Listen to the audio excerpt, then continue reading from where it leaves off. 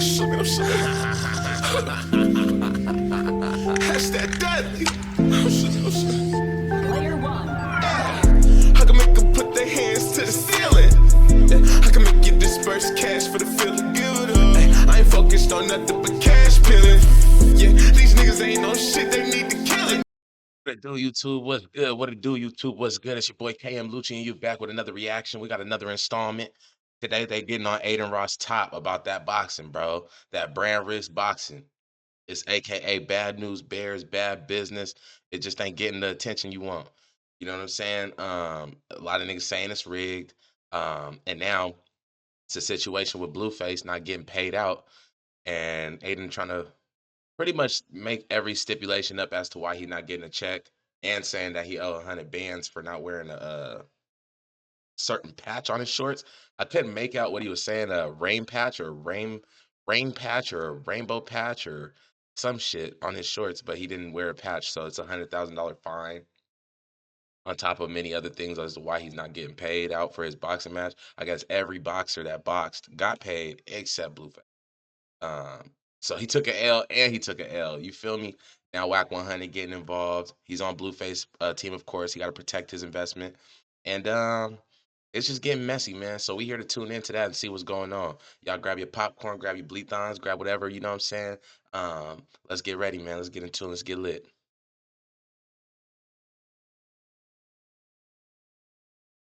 Right, y'all. So we about to tune in and see what the fuck going on. I'm ready for somebody to get off on Adin. I'm not gonna lie to you. I have been waiting for Adin Ross to meet his match when it comes to this talking shit. You know? He is the top when it comes to streaming and shit. He is kind of like one of those forefathers, one of them ones that first started this shit as far as popularity goes for being on YouTube and all that stuff. All the rappers was going over there when he was doing his gay jokes and all that shit. All the rappers was still messing with Adin Ross. The publicity was vital, and they caught on. And now you see why all these streamers and all these rappers turned streamers is happening. He's a part of the culture change, culture shift. He's a part of it. You know what I'm saying? That don't mean that you're loved by everybody. Bro. Like I said, peace and love to everybody. If you want a platform where it is, that's fine, bro. That's not shit. It's not my platform. That's what it is, Please stop really. sending me links like that. I'm not even want to give that shit attention. Oh, but it's okay to platform rappers with fucking uh, weird sex allegations and beating their girlfriends and all. If he's platformed rappers with that, you have two. Ain't nobody that's been on his show that ain't been on yours, bro. For sure, for sure. Stuff. Like, dude, everyone needs to be consistent. This moral high ground. Like, it's just like, dude, it's just enough's enough, dude. Can we get you back in here, bro? Can we see you back in Brandrisk? Hey, you know damn well you ain't gonna lose your own money on your own fight card. I definitely wouldn't score that in unanimous decision. I give it 4-2. But hey, shout out to Brandrisk. Shout out to Brandrisk. And Blue, if you do get back on Brandrisk, do you want a rematch or who do you want to fight? I probably won't get back on Brandrisk because you tampering with the bets. Never that. Never that. I don't know what he's talking about. I can tell you right now, that's all facts. That's all facts. It's more than just Blueface's fight that was rigged, and that's the reason being. Blueface's was just the most profound loss for him because everybody thought Blueface was gonna win that one. I don't know what you was thinking, but I know I was thinking Chiba was finna get beat up. I thought Chiba was finna get beat up bad, but he didn't. He held his own, and he won the fight. The last 2 rounds, I will always tell you this. The last 2 rounds, Chiba did win. Chibu, he did win. But them first four, face, for shit show, face. And if you want to be nice, the first round you can give Chibu, 2, 3, 4 Blueface, 5, 6 Chibu. It's a draw. Face didn't lose that fade. So Adin Ross just pulled off his biggest boxing event yet, and this thing exploded online for all kinds of wild reasons. Some people were hyped and loved every second. It's like his fade was either a win or a draw, but in all actuality, it wasn't no tie. You feel me? It was either a win or a draw, but for real, it wasn't no draw. If you know what I'm saying. Others were straight up angry about it, and yeah, the whole situation turned messy. What the fuck was that? Real fast. No time to drag this out. Let's jump right into the biggest issue people kept talking about.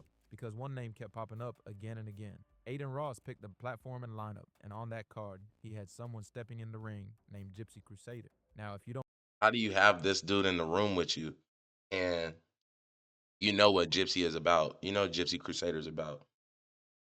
Had a you had a full you had a full blown sit down with this nigga in your room. You invited him into your crib. You're Jewish. He's got two Nazi bows SS on his chest, bro. He really don't his whole foundation is based off of hate for your people. To be crazy, it's not even about black people this time. Nigga, this nigga's a Nazi, bro. His foundation of hatred was based off of hating your people. You got him in your crib. Like, it's cool. I just couldn't be that person, bro. All money ain't good money to me. know who that is, this is where things get serious. Gypsy Crusader is known for being extremely controversial, and not just in a casual way, it goes way deeper than that. A lot of people straight up see him as someone who spreads hateful views and targets others, and that reputation follows him everywhere he goes. Still, there's a crowd online that supports him, or at least watches, because they think he's entertaining, which is wild to think about. Because of that, he's built a pretty big following across social media platforms. For context, this guy is permanently banned on Kick, and people know that does not happen easily at all. So now he's over on some alternative platform, doing his thing, staying active, and still pulling attention no matter what. He's got this massive cult-like following online, and that's exactly why Adin probably thought putting him on Brandrisk was a smart move. From a numbers angle, it worked. The event blew up. I'm glad kicked him off of they streaming platform. It's just a lot of ignorance, bro. I don't got the time for it. Do it in front of me.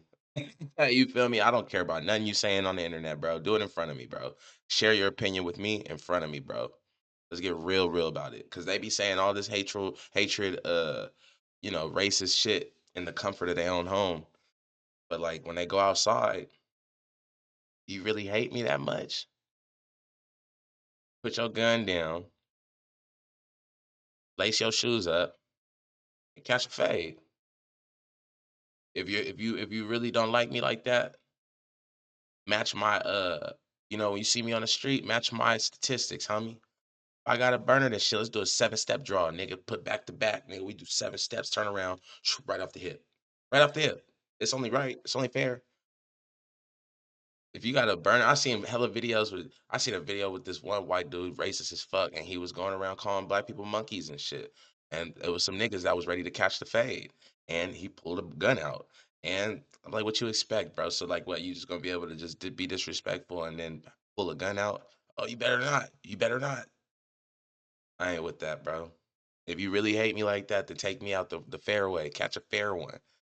Take me out like that, embarrass me, knock me out, then come pull up on me tomorrow. You know what I'm saying? Original way. Clips were everywhere, and social media could not stop talking about it. The posts went viral, timelines were flooded, and everybody had an opinion. But while the event got crazy attention, Adin personally started catching serious heat. A lot of people online were not feeling this move at all. Streamers like Platboy Max openly called him out for platforming someone like that, especially when you look at how Adin first came into the game. Max basically said Adin used to be a hub for pop culture, and now he's platforming weirdos instead, and that hit hard. And honestly, there's some truth people see in It's that. very true. Adin built his name by linking up rappers with streamers, blending the rap scene with the streaming world, and making it one big wave. Yeah, he's the forefather for that shit. Bro, I ain't watching these videos at all. This is my first time watching this shit. We experienced it together.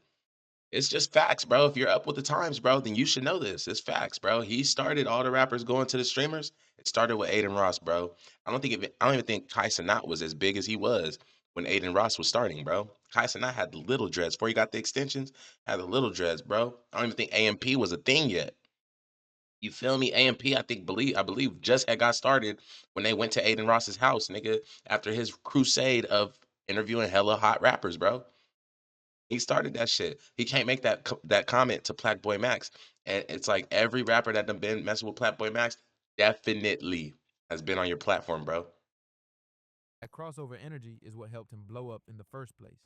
Now, though, it feels like he's moving in a totally different direction with the guests he brings on. Yeah, I think Adin Ross still got them videos up like 4 years ago, 5 years ago. You think he still got those up on YouTube? I don't even think he's with Kick no more. Or no, I don't think he's with Twitch no more. I don't think he ever went to Twitch, right? He signed like a $100 million deal with Kick.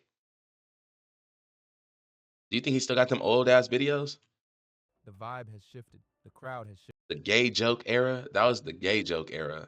Adin Ross interviewing the rappers, they'd always do the freestyle. He say some gay shit. You know, that was the gay joke era. Zayas and B. Lou. That was what put Zayas and B. Lou up there. Fucking with Adin, the gay joke era. And people are definitely noticing the change. Bro, y'all know how I feel about Adin. Like, you feel me? Or they do the rest in peace to his sister, but they'll do the I got a crush on your sister, Adin. You know what I'm saying? God bless her soul. But yeah, man, like come on, bro. I remember.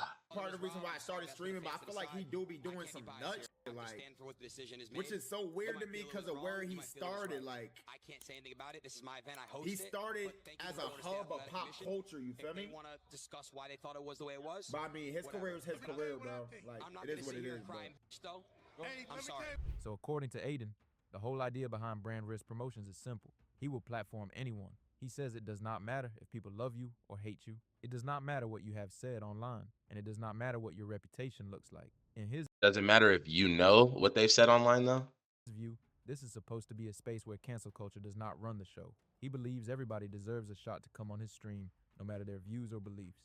That mindset is exactly why he felt comfortable. I'm going in on this shit, huh? Let me let the video play. My bad, y'all. I'm over here pausing it every 10, 20 seconds. My bad, y'all.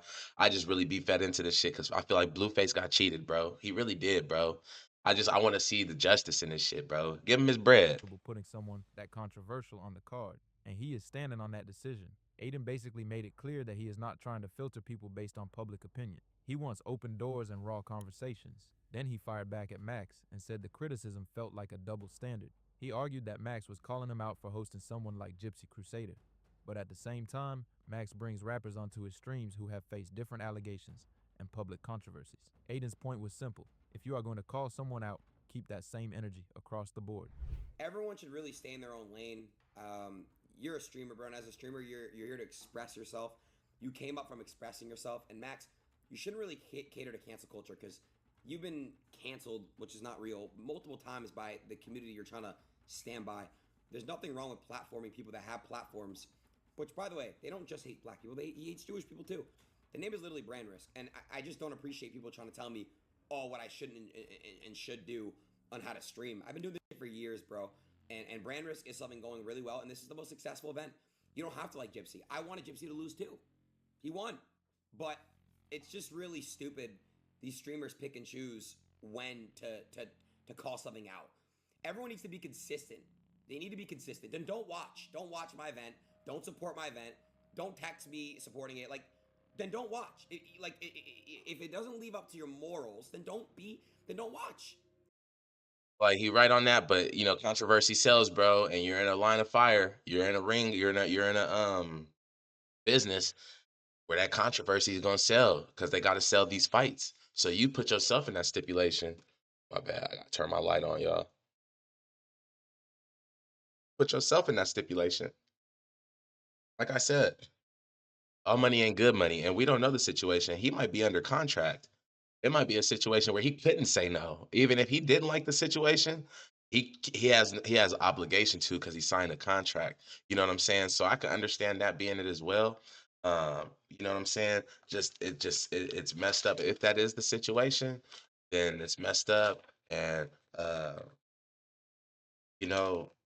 is the benefit gonna make him?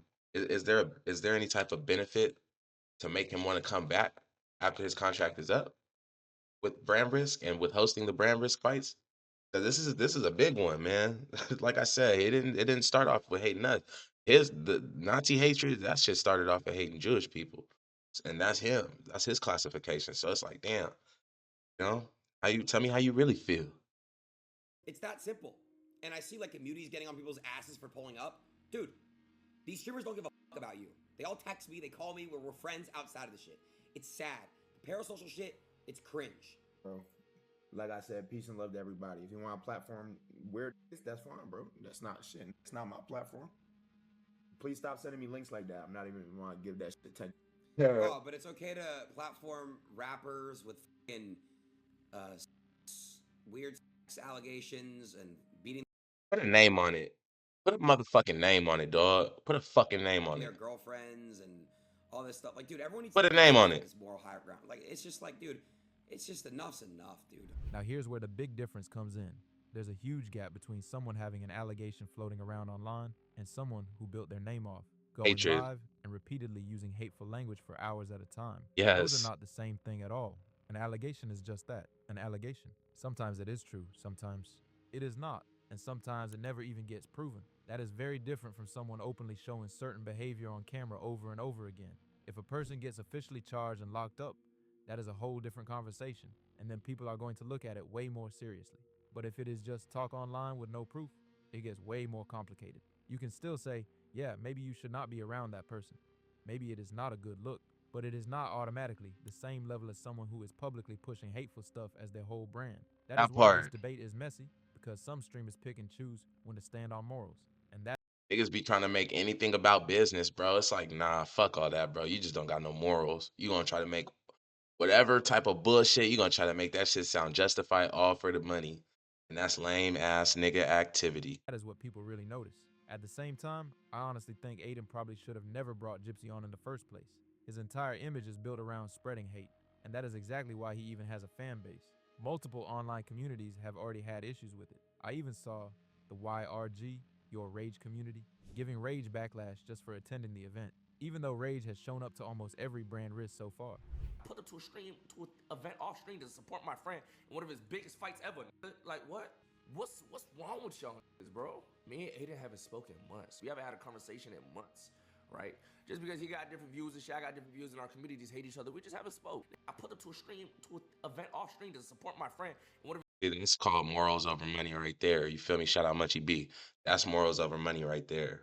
You know, he said we haven't spoken months, and it's because, you know, our people aren't getting along right now, and you know what I'm saying? It's a bunch of weird shit going on. And just looking into it, look, he was right for that. Nigga backed up off Adin Ross, and look at the bullshit coming on now. his biggest fights ever. Like what? And YRG's on my ass. Like what? Now, to make this whole Gypsy Crusader situation even crazier, when the fight actually went down, the decision sparked a whole new wave of drama. Personally, I think Super Hot Fire won that match, no question. Me too. The only round you could clearly give away was the second one. The first round was close and debatable, sure, but that third round, Super Hot Fire took that clean. It quickly turned into a full-blown controversy over who really won and who did not. Even during the live broadcast, it felt like everybody thought Super Hot Fire had a See, look at this. This was the good times. You feel me? This was the good times. Aiden, Kyson, I Show Speed, top 3 streamers booming. They was taking everything over. And only one nigga stayed solid. One nigga that went weird and went to the fashion world, and the other one over here just is a straight weirdo. Company you keep, dog. locked in. Adin himself looked like he believed Super Hot Fire won. The commentators were leaning that way too. The energy in the building was shifting heavy. Ben the Don was even hyping up the crowd, telling them to raise their hands, and you could feel the audience riding for Super Hot Fire, the whole vibe. And that arena made it seem like the result was obvious, which is why what happened next had people losing their minds. Hell The yeah. crowd had their fists up, the energy was wild, and a lot of people in the building really believed Super Hot Fire took that win. It honestly felt like the decision was already sealed in everyone's mind, but then they left it up to the judges. And boom, split decision. Gypsy Crusader gets the victory. The place erupted in confusion and frustration. Hell It got yeah. so controversial that Adin even posted the official scorecard from the judges just to show how it was scored. That is how heated the situation became. Instead of calming things down, it just added more fuel to the outrage and made the whole night feel even messier. Then it got worse. According to Super Hot Fire, during the fight, Gypsy Crusader directed a racist slur at him in the ring, and things allegedly carried over backstage where it was said again. If that is true, that is completely out of line. And Yeah, he did the Hell Hitler. He did the Hell Hitler in the back. He went back to his corner and did Hell Hitler before they announced the winner and shit, bro. Yeah, bro. Yeah, bro. Super grimy, bro. Just out. Just hella out. explains why so many people And I'm tripping because this nigga's name is Gypsy, bro. You Gypsy, you like Romanian and shit, nigga. You're not a like what? How are you racist, bro? Your name is Gypsy, bro. If you know about the Gypsies, bro, I don't understand. I don't understand that. were upset. That kind of behavior is exactly why critics say someone like that should not be platformed This nigga's name should be like Vladimir or something. You know what I'm saying? Like not Gypsy. Should be like Sputnik. You feel me? Like he should have a name like Sputnik or something, bro. Vladimir, Jenko. You know what I'm saying? Like not Gypsy. in front of millions. At the same time, from a business angle, he clearly brought attention and viewers.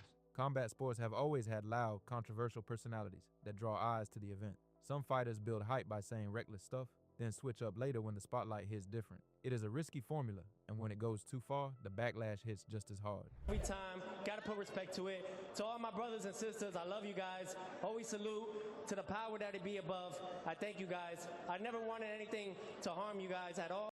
And I forgot who he fought, but it was funny as hell. It was Shakur. Shakur Stevenson. He fought Shakur Stevenson. They said he whooped. They said Shakur Stevenson whooped this boy down to apologizing for slavery. They said he whooped his ass so bad and made him apologize for slavery. So for that, my condolences to all you guys and to the slavery and everything that's ever happened mentally. Or take the UFC, for example. They have Sean My nigga Shakur whooped this nigga ass so bad. He whooped his ass so bad he apologized for slavery, dog. The backlash hits just as hard. Every time, gotta put respect to it. To all my brothers and sisters, I love you guys. Always salute to the power that it be above. I thank you guys. I never wanted anything to harm you guys at all. So for that, my condolences to all you guys and to the slavery and everything that's ever happened mentally. I wonder what hook combination it was that made that nigga they say, you know what, this gotta stop. This has gotta stop. They've been going through too much, man. We gotta speak up for the people now.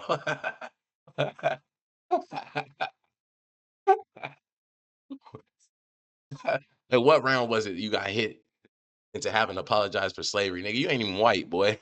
You ain't even a white boy. This nigga, I never wanted that to happen to you guys at all, so my condolences to you guys for you don't have nothing to do with that history, bro. Or take the UFC, for example. They have Sean Strickland, and he is definitely a character. The guy says whatever is on his mind. Sometimes it is funny, sometimes it is wild. But He socked that nigga into never saying nigga on his favorite rap song. He hear nigga on his rap song. He keep it like Braylon Levine. Yeah. He gonna skip that word. either way, people tune in because they never know what he is about to say next. After one of his recent fights at the press conference, they literally had to cut his mic because things were getting out of control. That is the kind of energy that sells fights, though. Big personalities, controversial moments, loud talk. It all pulls eyes to the screen.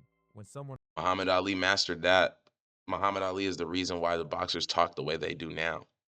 Don't forget that. Muhammad Ali, Cassius Clay, no. Muhammad Ali is the reason why these boxers spike up their events or pop that shit to sell tickets for their events.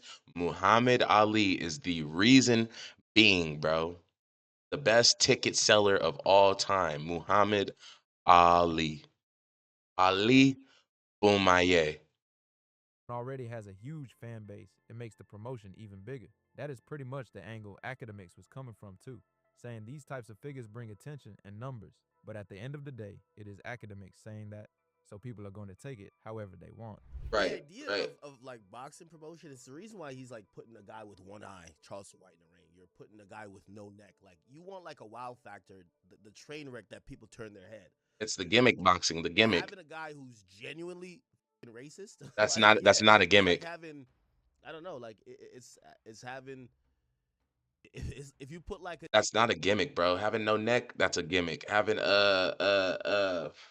baby alien, that's a gimmick.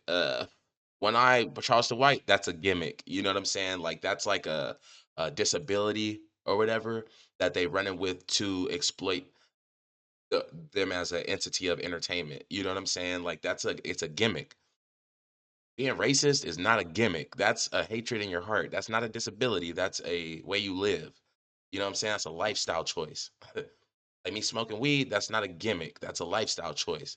You know what I'm saying? Like, nah, bro. Yeah, that's hella out. There's no equal. There's no equity in that. There's no equity with me having no neck or me having one eye in boxing to me being racist in boxing. A black guy. You know what I'm saying? What the fuck? Islam extremist or extremist in the fucking ring. Like people gonna want to see what happened there too. You know what I mean? Now let's fast forward to the other huge controversy of the night. The main Super Hot Fire is not an Islam extremist, bro. He could be Muslim and all that, but that ain't nothing that's been public. Like, He don't wear he don't do nothing like for he don't it's like me, bro. I have to tell you that I'm of Islam. I have to tell you I went through Shahada. I have to tell you that I'm dedicated to Allah for you to know that, bro. You're not gonna assume that from seeing me, bro. You know what I'm saying? It's just one of those things. Event Chibu versus Blueface. It was set for 6 rounds, and when it was all said and done, Chibu walked away with a unanimous decision win. That means every single judge had him winning, and not in a close way either. They saw it as pretty clear. The official judges from the Florida State Athletic Commission scored it that way, but the internet had a totally different story. Online, a lot of people were convinced Blueface actually won that fight. Social media was split heavy, clips were getting replayed, and everybody turned into a boxing expert overnight. Now I have to be real. I'm sorry, y'all. Shout out Bud Crawford. Shout out to Bud. Oh man, what a dope dude. I was rooting for Chibu. I always lean toward the creators and streamers stepping into these moments. I respect seeing digital creators cross over into big events and represent that space. That is honestly why I end up backing Jake Paul in a lot of his fights too. I know some people hate that take, but I stick with the creators every time. Still, despite the judges calling it clearly for Chibu, a huge wave of fans truly believe Blueface did enough to win. And that disagreement just added even more chaos to an already dramatic night. I saw a lot of people online saying it was 4 rounds to 2, claiming Blueface only had 2 solid rounds the whole fight. I do not fully agree with that. I think Blueface actually showed up and made it competitive. To me, the only clear rounds he might have dropped were the first and second. After that, it felt way closer than people want to admit. Some critics were saying Chibu was throwing a lot, but missing a lot too. But here is the thing in boxing, activity matters a lot. If you are the one pushing forward, throwing more punches, controlling the pace, that can win you rounds even if every shot is not landing clean. Judges look at output, pressure, ring control, and who is dictating the action. If It sucks because Chibu is a cool dude though. Like I wasn't even though I felt like Blueface got rigged, I wasn't booing Chibu. You know what I'm saying? Like even though I feel like Blueface got cheated in the fight, I wasn't mad for Chibu having a belt or nothing like that. Like he has a good he got a good personality with this shit. And I feel like he was humble the whole time. He was humble. You know what I'm saying? Real credible dude. Like you can't be mad at him for winning, but you this the thing. Let Chibu be a let Chibu have be more outspoken and be less humble, more aggressive and more flashy with his cockiness and shit like that, then niggas would be on Chibu's head about, oh, bro, the fight was rigged. You didn't beat Blueface, nigga. You guys need to run that back. You guys need to run that back. You a false champion. But because he's a respectable dude and everything, like nobody was booing him while he was talking or nothing. Chibu cool. He cool. Feel me? So they like, oh, no, it's Adin Ross and Brandrisk that rigged the fight. It wasn't, you feel me? We don't want to go for the good guys. You're going at the you trying to go at whoever Chibu cool, nah he cool. So we can go to the next in line. It's Adin fault. You know what I'm saying? one fighter is constantly on the front foot and the other is reacting, that plays a huge role in scoring. There are so many small details that casual viewers might not catch. It is not just about one big punch, it is about consistency, control, and who looks like they are running the fight. I'm not sitting here claiming to be some elite boxing analyst, but the Florida State Athletic Commission had Chibu winning by unanimous decision, and that is official. Blueface did not agree with that at all, though. He even accused Adin of possibly fixing the fight because of gambling and money. I believe that he did too, though. I'm not even saying it off to contradict what I just stated. It's just about the fact of who it is and what the whole business is. Bad business from the jump, bro. And again, that wasn't the only fight that was wrongly placed towards the victor. You know what I'm saying? It wasn't the only fight that night. That exact same night, that was not the only fight. You feel me? Which is why the stipulation is even bigger than just some hearsay than tomorrow gone in the wind. Nah, this allegation is sticking, bro. It's almost a whole week since I think it's been a whole week since the fights. Almost a whole week if it hasn't been a whole week. Involved, which is a serious claim to throw out there. That accusation alone added another layer of drama to an already chaotic night. Can we get you back in here, bro? Can we see you back in Brandrisk? Hey, you know damn well you ain't gonna lose your own money on your own fight card. It's funny too, cause look, I always remember this. Look at this nigga in the back. Ben the Don, that's my dog right there. I love Ben the Don's content. So he crept the fuck off right after Blueface said that. He said, "Oh, that's my cue." He got out the ring. He didn't even stay to see Chibu talk. And then got the fuck up out the ring. He got up out the way. To an already chaotic night. What they say? Get up out of there. He got up out of there. Can we get you back in here, bro? Can we see you back in Brandrisk? Look at Ben. Look at Ben in the back. Hey, you know damn well you ain't gonna lose your own money on your own fight card. I He said, "What definitely did he wouldn't just score say?" that in unanimous decision. I give it 4-2. But hey, Look at Ben right now. He said, "Oh, he just said some bullshit." shout out to Brandrisk. Shout out to Brandrisk. And Blue, if you do get back on Brandrisk, do you want a rematch or who do you want to fight? I probably won't get back on Brandrisk because you tampering with the bets. Never that. Never that. Let me get up out of there. What he's talking about. Now I really hope we see Blueface back on Brandrisk one day. He is a solid fighter, and more importantly, he is a big name that naturally pulls a crowd. Even though he took the loss on paper, a huge part of the internet still believes he won that fight. And that kind of debate only makes a rematch even more interesting. Part of I'm part of that statistic on the internet. On top of that, he said he got paid over $300,000 for stepping in the ring, which is crazy. If that number is accurate, that would make it one of the biggest, if not the biggest, fight contracts in Brandrisk history. Why would that be so shocking though? It's Blueface. That's not that. I'm sorry, but to be honest, that doesn't shock me, bro. He will sell more tickets than DDG fighting. He will sell more tickets than put a name on it. Put a name on it. He's gonna sell the fight more than any rapper right now. Why? Because he's that's his fourth fade. That was or third one. I think that was either his third or his fourth boxing match. So he's building the credibility for this shit. A lot of these rappers one and done. You know what I'm saying? They'll box once and then done.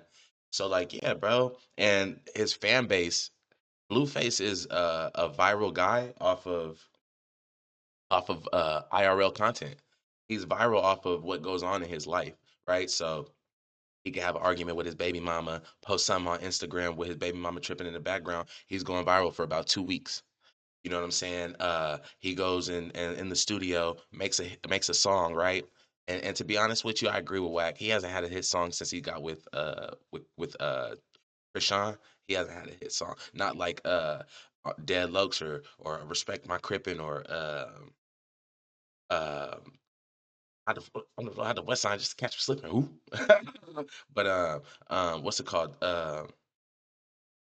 Just it ain't been as viral. The music part has not been as viral as the full overall aspect of entertainment. I feel like Blueface more viral in an interview than he will be. Blueface is going viral, more viral in an interview than he is for um a new song he just put out. You know what I'm saying? And the new song is still gonna do good. He's still gonna do numbers. Don't get it twisted. I ain't saying he fell off or nothing, but it's just not as it's not as viral as something going on in his life. You know what I'm saying? It's become that. It's become that. So niggas definitely want to see him box, bro. 300K for a boxing match. I don't see that as being far fetched to pay him. I That don't. alone shows how much value he brings to the table. Honestly, he is probably the biggest name that Brandrisk has had so far. Yeah. It makes total sense why the promotion would want him involved again. Big names, big money, big reactions. It all adds up. It's not. Boxing is the sport comes with losses. It does. And it does. And it does. How much did I make on the fight? Oh, I ain't gonna tell you how much I made, but I'll tell you that I made over 300,000. I'll let you guess from there. The fighters back in the day, bro, that undefeated shit, that Floyd Mayweather record, you feel me? Nigga go I'm out here like Floyd Mayweather, nigga undefeated with the fades. That stuff never happened until Floyd, like, bro. And so like you gotta remember all the greats, Joe Frazier, Muhammad Ali, George Coleman, uh uh Lennox Lewis, Mike Tyson, Bernard Hopkins, Andrew. No, Andrew. What the fuck? What was bro name? He used to give B Hop the business. Bernard Hopkins could not pass this nigga. Um, Roy Jones Jr. That's not who I'm talking about, but Roy Jones Jr. He was a dark skinned bald dude, bald head nigga, putting niggas to sleep. But anyways, none of them niggas were undefeated, bro. None of them were Oscar De La Hoya. You feel me? Like none of them were undefeated, bro. Miguel Cotto, shit, put a name on it. Pacquiao. None of them are undefeated, bro. None of that was happening until Floyd, bro. For real, for real. There was a couple undefeated boxers for sure, and through life's time. Um, Or there would be boxers that went like a long stint of undefeated before they finally met their match. But nah, all this like how we got like Tank Davis and the Earl Spence runs and the Bud Crawford. Shout out my dog, Bud Crawford, right? Like that doesn't happen, bro. It doesn't happen. Shakur Stevenson right now. That's like nigga, that shit don't happen, bro. It don't happen like that. In boxing, you will take a L, bro. There it comes. It just comes. There's always somebody out there better than you. There is. It comes. And people say Floyd never lost a fight, bro. But if you go back to the Olympics, he lost a fade in the Olympics, bro. He did lose a boxing match in the Olympics. And that's just for the fight. That's not even including nothing else. But overall, like I said, it was a great event. Adin, this was easily the best Brandrisk we have seen so far. It is. You can tell the production is leveling up every time. If this keeps building the way it is, the next one could be even bigger. Now, I know you came out and apologized for sounding biased during the fights, and I get it. As the owner and promoter, you are supposed to look neutral. You are supposed to sit there and keep it professional, no matter what. But let's be real for a second. Nobody in that building wanted Gypsy Crusader to win. The commentators did not sound like they wanted that outcome. The problem is people know that Adin Ross puts bets on these fights. That's what the problem is. With him being the ambassador for this shit, he should not mention anything about putting his money up on anything. He should have been like, oh, they won't allow me to put my money up on it because I'm hosting. It's against it's a conflict of interest. Like that's really what you should have been should be telling people. I wouldn't be telling nobody I'm putting money on nothing. Nigga, I send a bitch to go pick up my winnings. You know what I'm saying? Like, nigga, I wouldn't even, nah. Crowd was not cheering for that outcome, and it did not feel like you wanted that outcome either. And honestly, it is okay to feel that way. It is normal to not root for someone who carries that kind of reputation. Being professional does not mean you suddenly have no personal reaction at all. It's just not professional. There's a difference between rigging something and just having a preference in your head.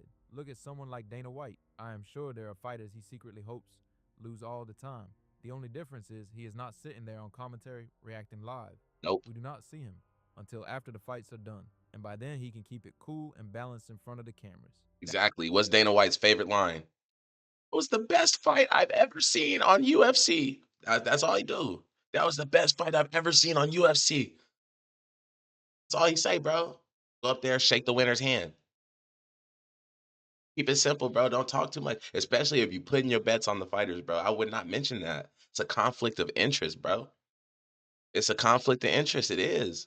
Because what if Blueface was if he was really a poor of a businessman as you say he is, Adin? It'd have been some niggas following your car, bro.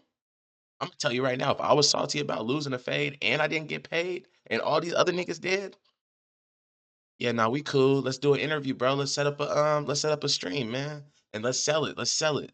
Yeah, let's sell it. Like I got a problem for to come over there and press the issue. Da da da. Now I'm gonna really ping your shit on camera, bro. I'm gonna bing boom bomb your shit. You're gonna sue me. I'm gonna need all that, bro.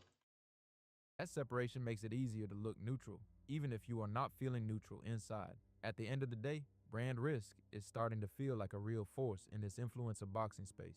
Every event gets louder, more dramatic, and way more talked about. This last one had controversy, viral moments, split decisions, and non-stop debates all over social media. That is the kind of chaos that keeps people locked in, refreshing their feeds.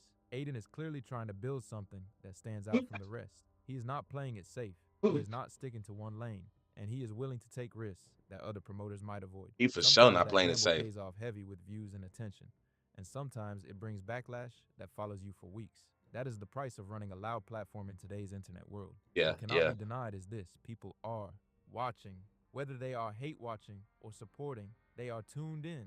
I don't know about that pink, bro. You gotta switch that up. The clips are spreading, the names are trending, and the fighters are getting bigger checks every time. That means something This nigga had a pink kufi on. Disrespectful. is working, even if it is messy. Moving forward, the real question is how Brandrisk balances shock value with smart decisions. You can bring in big personalities and still protect the brand at the same time. If Adin tightens up a few things and keeps leveling up production, this could turn into something massive. The foundation is there, the audience is there, and the spotlight is not going anywhere. So maybe if you really want to stay fully professional and not look biased at all, the move might be to hire commentators who are completely neutral every single fight. That might be easier said than done though, because real reactions are hard to hide when the stakes are high and the crowd is going crazy. Still, if the goal is to look down the middle no matter what, that could be the smartest play. But that is just my take on everything that went down. At the end of the day, The opinion that really matters is yours. I want think that's actually a good take on it, though. I actually agree with him on it. It's all like I said, it's all for business. The thing is, it's just morals. Shout out Munchie. It's morals over money. So it's like, yeah, this was a good kick for business and stuff, but there's another way to do it. Um, and that's me on the outside, speaking up from the outside in. So I don't know everything. You know what I'm saying? I don't know all the contract rules, regulations, what they're allowed to speak on, what they're not allowed to speak on, how they're allowed to speak on it. I don't know all that, but I just know where there's a will, there's a way. So like, if you want to sell off some controversy and stuff like that, for sure. And how they did everything was cool, smooth. Yep. Just the gypsy shit, bro. That's the only thing I just disagree with, and I'm gonna blatantly stand on it. I'm gonna stand. I just disagree with it, bro. I feel like people like that should never get any shine. When you're trying to put something, especially in this manner, it's positive, bro. You could put controversy on it, but at the end of the day, it's hands thrown, it's sport, you know. And at the end of the day, we all know with the boxing sport, you have to sell fights. So you're gonna talk shit about your opponent, bro. It's the sport. It's the rile up before the fight. So there's ways to do it, bro. It's just, but yeah, nah, when you got people like that, bro, and especially you're Jewish, bro, and you got to do with the SS bolts on his chest, you know what I'm saying? Walking chest out, chin up. You hired security for him and everything. You made sure his well being was good. Like, I'm not taking part in any of that, bro. We can get another fighter. Everybody want to fight here. Here. Who else? Who else? Who else? You know what I'm saying? Just come on, make it make sense, man. to know what you think about this whole situation. How do you feel about Adin giving someone like Gypsy Crusader a platform on Brand Risk? Do you think it was a smart business move, or do you think it crossed the line? And be honest, would you want to see him back on Brand Risk again? He said he is not coming back, but let's be real. If the money talks loud enough, anything can change. Yeah, bro. 100. I think to be honest with you, it was a messy situation. Y'all tell me in the comments. Fuck what he talking about. Forget what he talking about. Y'all tell me in the comments what y'all think about Aiden Ross, bro. You think that morals over money type shit is, or that money with doing business and disregarding your morals or your you know what I'm saying, your culture, bro. How y'all feel about that? You think that it was still a smart business move altogether? Altogether, you think it was a smart business move? You think it was worth it? To be honest with you, I think Brandrisk is going to be here for a while. I think Brandrisk is going to be the next celebrity boxing platform, right? We used to have celebrity boxing back in the day in the 90s, early 2000s. You know what I'm saying? I remember seeing celebrity boxing. I'd see that shit like once in a blue moon, but it was there and it was turned up like how they did MTV had Celebrity Deathmatch, the clay models killing and wrestling and shit. Then it would be celebrity boxing and shit. And so I feel like Brand Risk is the next big platform for celebrity boxing. I think that it's a positive note. I think that it definitely is something that should be talked about. It's just, man, we gotta watch the people that we choose. You know what I'm saying? Um, we got kids watching this shit, man. You know what I'm saying? I don't want not even to be that deep, not even to be on a deep note to where we're like, our kids are being raised like this. It's not even like that. It's just, I don't want my kids knowing about like, oh, there's a racist white dude on camera fighting a black guy. Like, I don't want my son seeing that shit. You feel me? Because I'm gonna be all into it, and I'm gonna start talking how I don't want my son hearing me talk. You know what I'm saying? It's just different, bro. So yeah.